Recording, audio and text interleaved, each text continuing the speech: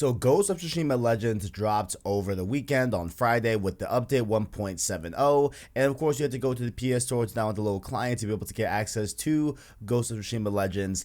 And I have played, I want to say, around maybe 2.5 to 3 hours of the mode, so not that much. I've done a few story missions, about 3 or 4 missions, and 1 survival match. I know that's not a ton, but it's because I worked over the weekend, and not a lot of gaming to be had over the weekend over here on this side of my side. But beside that whole point, Ghost of Tsushima Legends, I have some impressions on the mode, and I gotta say, I am pleasantly surprised and really impressed. What's going on, guys? It is your boy TKD. I want you to hear back in place and source, and we're gonna talk about all of my thoughts and impressions about Ghost of Tsushima Legends.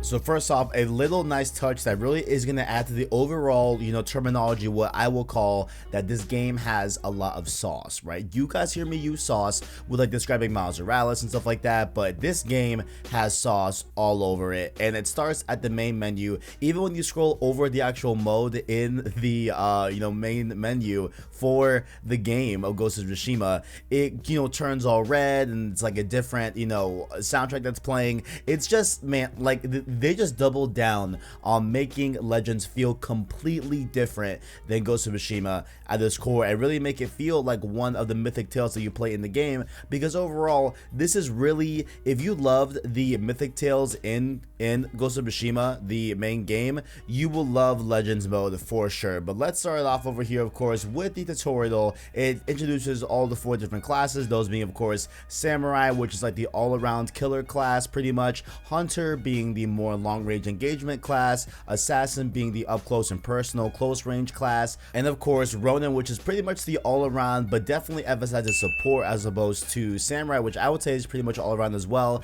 but he specializes in just combat and killing overall. So just on the opposite side, Ronin is definitely for support. He can heal everyone. If like everyone's down, he can have an ability that brings everyone up and stuff like that. He's definitely very good for support. They do a great job at showing you these classes and how to utilize them in these different tutorials at the beginning of your Legends progression. Definitely good stuff here. However, the main thing of why this game also has more sauce on it, let's add some more sauce on Ghost of Tsushima Legends, is because they got the voice actor for Uncle Iroh from Avatar: The Last Airbender to be the narrator throughout this entire mode. It is perfect, y'all. This man is, in like survival missions, he's kind of, whenever you get a kill, he's like, and then the samurai, dealt a, killing blow with his blade. Like, and like, he's just telling me all this lore about, these different past tales and story mode and all that. Iroh is great in this mode. If you love Avatar, you're gonna immediately pick up on this. It's a great addition. Just adds on to the overall just lore and just add to the overall sauce level of Ghost of Tsushima Legends. But moving on from that, of course, the main thing I did play a lot over the weekend was the stories of Legends. So these are kind of like going to be like the single player, or you can play with one other friend because they are co-op enabled. Different like story missions that you go on, and you can, experience some tales of the Ghost of Tsushima Legend. And so these honestly have a really super cool, unique feeling to them that give context to the mythical tales in the main game. Like, I played one that was centered around Ichitsune's bow and all that, and I got some more backstory off of her character that I first got introduced in the main game of Ghost of Tsushima. So I think it's really cool that they are utilizing those characters and really giving them more backstory and, fleshing out their story in the Ghost of Tsushima Legends. I think it's really cool. And on top of that, there's also new characters that they, bring to the fold as well in Legends, and they really sound like super cool and really awesome ancient stories that I think maybe some of them are true. I'd like to, definitely let me know, guys, in the comments if any of these stories in Legends are actually true, things that are told in Japan and all that good stuff. Let me know your thoughts, and let me know that whole info down below in the comment section. Like I said before,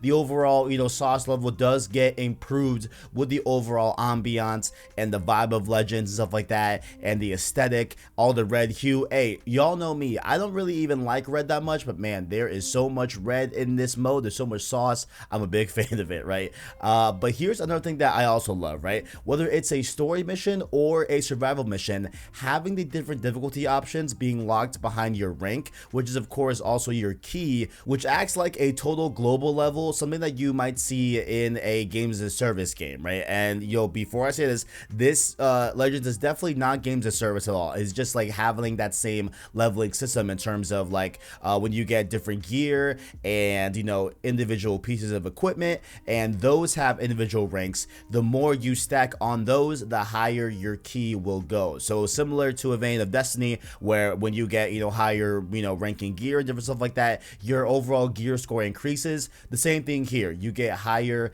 tier gear and different equipment and different katanas and stuff like that. Your key will increase as well. But the actual story missions and some survival missions, in terms of their difficulty, actually are tied to that key being higher. So I think it's really cool. I think it adds a level of progression that like definitely has a meaningful callback to wanting you to play old levels, with that added twist of it being a little bit more difficult the first time you play through it. I think it's a really cool addition. I think this is definitely a very meaningful way to be able to have someone go back and play those old missions, with that of course added bonus that, you know, if you have a higher key, you will get a higher, you know, level, and you will then get to play a much harder version of that same level that you played back the first time. I think it's a very, very cool way to do it. As you get further into the story, a lot of co-op design choices are needed to succeed with your other player in that lobby, and these are some of the most fun things I played in the mode as of this weekend, right? So there was one story mission that I played with an online friend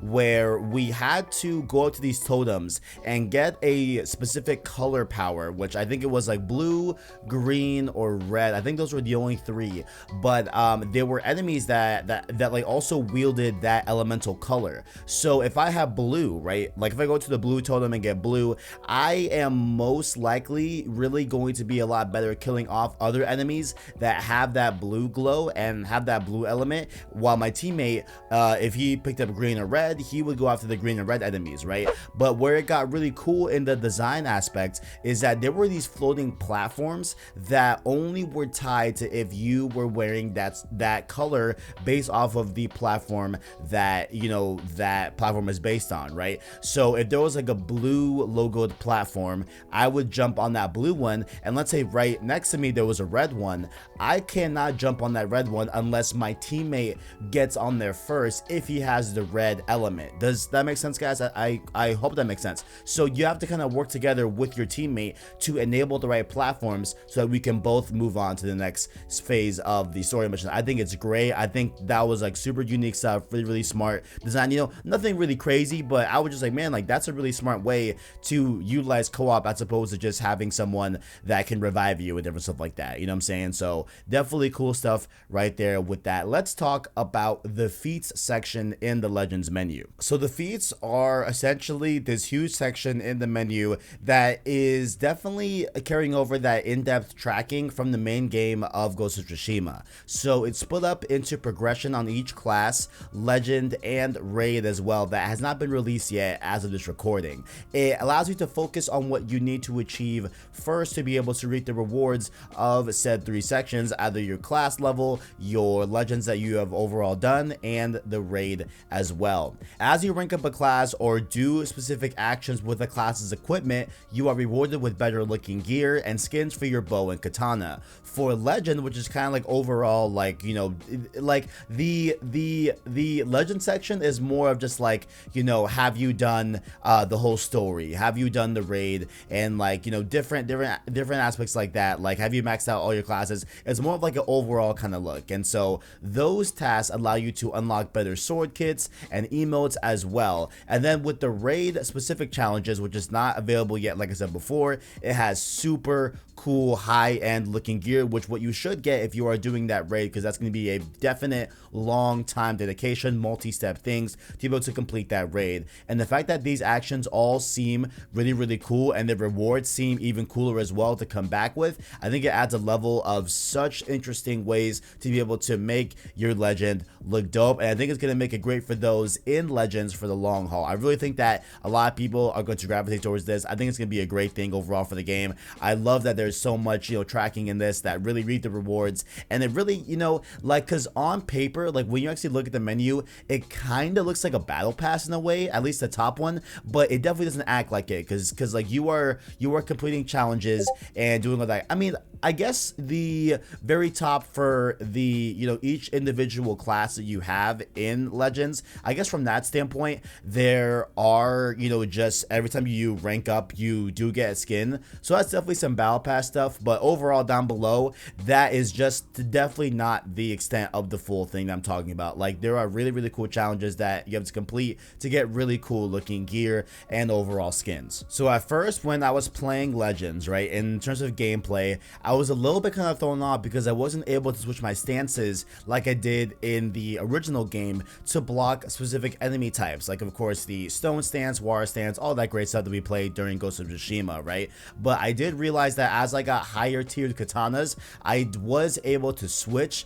up to one different other stance. So maybe, while I kind of, think that the overall, gameplay and in terms of complexity does go a little bit down by me not being able to switch to all 4 different stances, it does seem like what they are doing is that higher tiered katanas allow you to, at least the ones that I've experienced, only allow you to switch from one other stance to the other, right? So maybe you have to coordinate with your team to be able to make sure that everyone has equipped katanas that cover all different stances, so you can coordinate with your whole team. I'm like, okay, cool, like there's a brute, you have this stance for that brute, go ahead, go do that. I have I have my just regular stone stance, I will handle all the swordsmen in this whole encounter. Like, maybe that's what they are going for, which I guess will overall add to the overall coordination and team aspect of Legends. But I do feel that, it like definitely waters down a little bit the overall gameplay, because I did like switching those stances and being knowledgeable about those stances, right?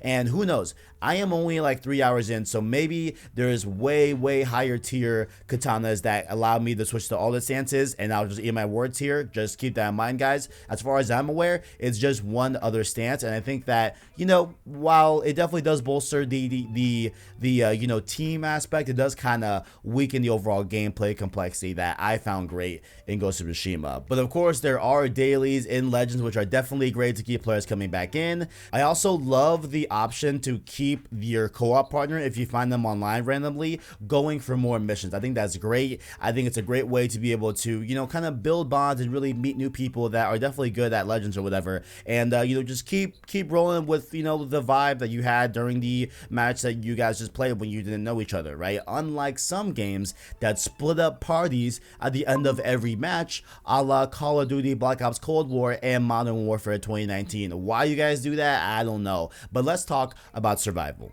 So look, guys, of course I worked all weekend. I only played one survival match. I know it's not a lot, I only played the first one, but man, it was so much fun. The act of walking in to the camp that we were going to for the mission, right, with all of my ghosts beside me, right, my 3 other homies all looking saucy as hell. It was so satisfying, and throughout the whole match we was bowing to each other, we were saying thanks. It was a great time, right? Like it was fantastic. Oh, by the way, I think it's if you hold down L1 and swipe to the left, I think, or oh man, I think you hold that one, I forgot which combination, but like there are quick little things that you can get your character to emote, as well as say thanks and stuff like that, and all that good stuff. So that's what we were doing throughout the whole match. We was bowing after every round. It was a great time, right? But the wave based things that were different about each wave was that they brought different chaotic objectives and new enemies to deal with and defend, which is definitely not new,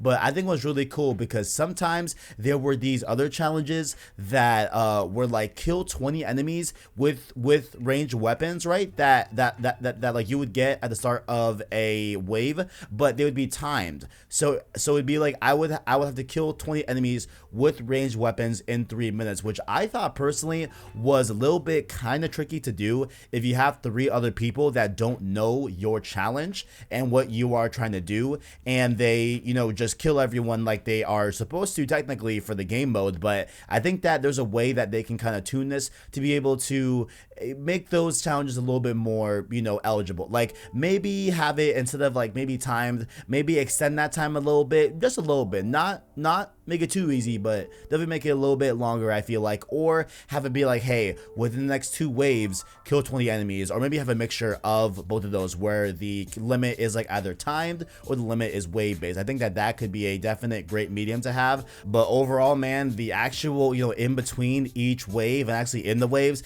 there was some chaotic stuff in there that just made it so much fun. Like we had to defend 3 different points in survival, and it was an entire feat to do, because there were some instances where we got, overran that one section, and like you were kind of always moving around the map to be able to support your other teammates. At least the map I played on, it seemed like, they would kind of rush the boat on the camp map that we were at, and then sometimes after the boat, they would run over to the cliff, so you had to go up to the cliff and help out your friend there. It was just a great chaotic mode that really had everyone moving, really had some coordination going, even when we were not on mics. You know what I'm saying? I'm just really impressed with the way that overall, right, Legends in terms of survival and in terms of the story missions is a mode that seems so thought out, that is definitely next to a great single player experience with the base game, right? Like this could have easily been some lukewarm and shallow type of depth in terms of overall complexity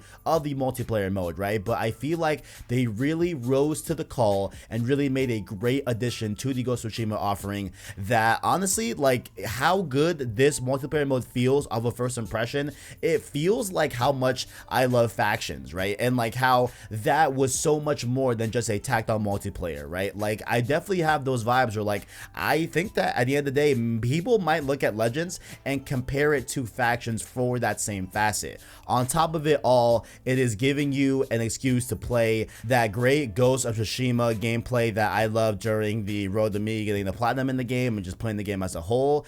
And I really hope above all else that the track that Ghost of Tsushima went in terms of making a great single player, cultivating that whole experience, making it great, to just the like day one buyer and someone that just wants to play a single player experience, but then also a few months down the road giving us a free multiplayer update that brings this definitely well crafted, very fun multiplayer mode secondary, right? I hope that this track that Ghost went on, I hope that all PlayStation IPs in the future that want to do a multiplayer mode follow this exact step. Develop the single player first, multiplayer after. That way there are no, truly, limits of like, one has to suffer over the other that we have seen in the past like that, right? Like I don't want a PlayStation multiplayer game that is tacked on and just there because it's there, right? Like I really want them to double down on both aspects, and I feel like the best way to do that is, having a day one single player game, focus on that, and then afterwards give us that multiplayer update that blows us away because you were given the time to be able to dedicate to that multiplayer mode, make it great, and here we are. I think it's great. Also, by the way, I was playing, around the daytime and like a little bit during the night for the Legends mode over the weekend, and there were no server issues as far as I can tell. There's no microtransactions. This is definitely a labor of love. And what I think surprised me the most was no server issues. I didn't see anything when the game first came out on Friday. I was trying to see if there was any, issues with servers and stuff like that, but as far as I'm aware, I didn't see any. Let me know down in the comments below if I was wrong on that standpoint, because I feel like there wasn't any, and I think that's definitely telling of how big this game is, right? And how big this game was, that this game had no server issues at all. That's great. And yeah, overall Legends is great. I'm gonna keep playing. I am gonna probably ease off a little bit because I definitely want to play this in 60 frames on PS5 next month, but overall, Ghost of Tsushima Legends is a great experience. I definitely recommend it to all you that already have Ghost of Tsushima, and definitely if you guys haven't bought the game yet, this definitely sweetens that deal even more. You get a great single player as well as now this great multiplayer mode that I think is really thought out, really great, really executed from day one. It is just a great experience overall, and that's all I gotta say about Ghost of Tsushima in terms of the Legends mode and also my first impressions. Down below, what do you guys think about the mode? Are you liking it? Are you hating it? I saw a lot of people on my timeline on Twitter this weekend that a lot of you guys were playing Legends. By the way, follow that Twitter link below in the description. Let me know your thoughts also in those comment sections. And by the way, while you are down there, make sure to check out that description where you can find links to, once again, our Twitter, our Discord, as well as our Anchor link. That way you can listen to long form content and podcast format. Those, of course, being Road to PS5 and Road to Miles Morales. Both of those dedicated podcast series to PS5, and of course, Spider-Man Miles Morales as we head towards the release of both of those properties. If you deem us so worthy, make sure to leave a like on the video as well as subscribe to PlayStation Store to keep up with the latest and greatest in PlayStation. By the way, of course, make sure to hit that join button or link below in the description to become a member of the channel. Those like the homies Owen, Arachnite, Chungi, Caleb Kaiser, and the homie Tapiwa Muza, they all got access to different channel emotes as well as badges and all that good stuff. And shout out to all PSS content like I did right there. Ghost of Tsushima Legends is great, guys. Thank you all for watching, and as always, greatness awaits.